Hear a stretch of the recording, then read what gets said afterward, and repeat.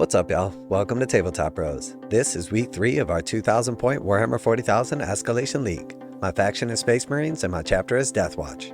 Each week we paint up 250 points. The league is 8 weeks long, and at the end we have a 2,000 point army fully painted and ready for big 40k. To start this week's video, I'm showing you my Kill Team additions first, and then I'll recap my game as we upscale the Deathwatch Kill Team kit, and at the end I'll show you my army so far. My first new addition this week, and the focus of today's video, is 10 Deathwatch veterans, or 2 5-man kill teams. So I'm adding in 2 5-man Deathwatch kill teams. Each has 2 Infernus heavy bolters, 2 Deathwatch Thunderhammers, and an Astartes shield with a Xenophase blade. I'm also adding 5 infiltrators, and the Phobos lieutenant is sitting this week out. But I'm bringing the Reivers, 5 assault intercessors with jump packs, led by the jump captain with Thunderhammer and Storm Shield, and of course my MVP, the Gladiator. With my captain's enhancement, my army is exactly 750 points, and the Dark Angels will be back to get their revenge. Different opponent, but same faction and chapter as last week's war. This time, I battled some Intercessors, Sternguard veterans led by Azrael, Terminators led by a Terminator Librarian, and the Gladiator would face off against a Ballistus Dreadnought. We used player-placed terrain, 3 objectives, and the mission was Last Man Standing, designed to focus on resource management, but much like last game, it would be a bloody war, and by the end, there'd only be 1 force left on the table.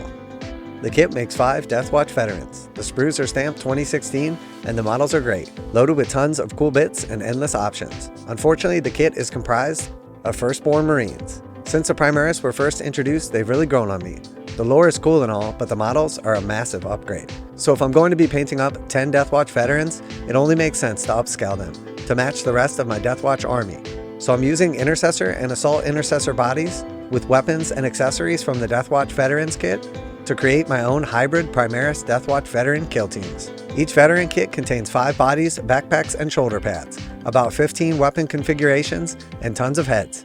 So the real limit is the backpacks and shoulder pads, but with a few Deathwatch upgrade kits, it's really just the backpacks and specific weapons that are the constraints.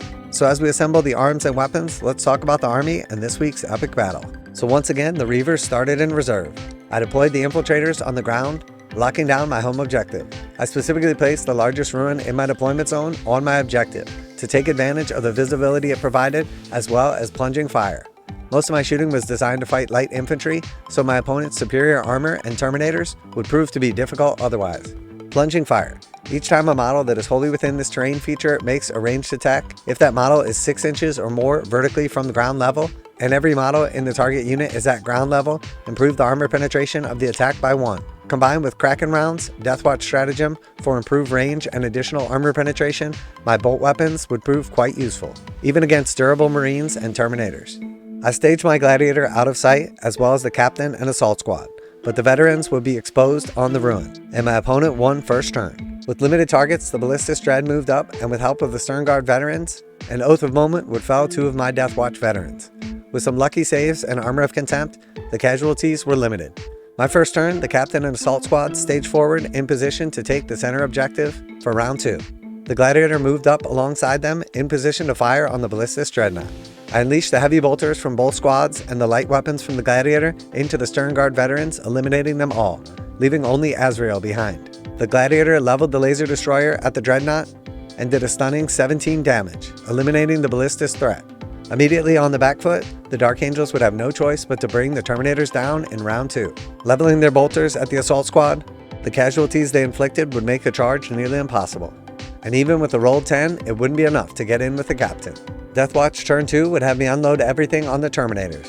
Between Oath of Moment, plunging fire, and Kraken rounds, the Terminators sustained quite a bit of damage.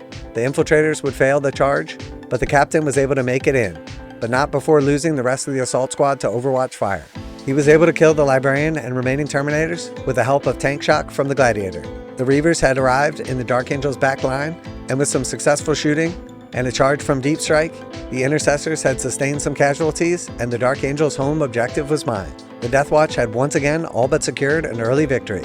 Azrael moved forward and eliminated the Captain, but was severely outmanned, so was forced to retreat with hopes to one day return and exact his revenge. Once again, the Gladiator had proven to be the MVP. The first round destruction of the Ballistus Dreadnought was epic, and each game so far, he had secured an early and devastating kill. The Captain had done well once again, shooting from the veterans was devastating, The Infiltrators and Reivers had once again performed well, securing my objective and taking my opponents. With week 3 and 750 points down, I was already getting excited for my next week's edition and the 1,000-point mark, as well as a halfway point for our Escalation League. Seeing an Imperial Knight Valiant on the table with toughness 13, 2+ save, and 24 wounds, it was clear that I'd need some additional armor-busting firepower, or to up my combat abilities, as I was nowhere near ready to be taking on a Dominus-class Knight. Once again, my game was a load of fun. I was really enjoying my army and its progression so far, and couldn't wait for next week. I was very happy with how easy it was to use the arms and equipment from the Deathwatch kit to upgrade some Intercessors and create my own hybrid Primaris kill teams. If you enjoyed today's video and want to keep up with the Escalation League, hopefully by now the Tabletop Bros have earned your subscription. But in the meantime, that's it for this week. I'm not sure what I'm going to be adding in for my 1,000-point game, but it's going to need to have some punch. So while I figure that out and get to work, that's it from the Tabletop Bros. Later!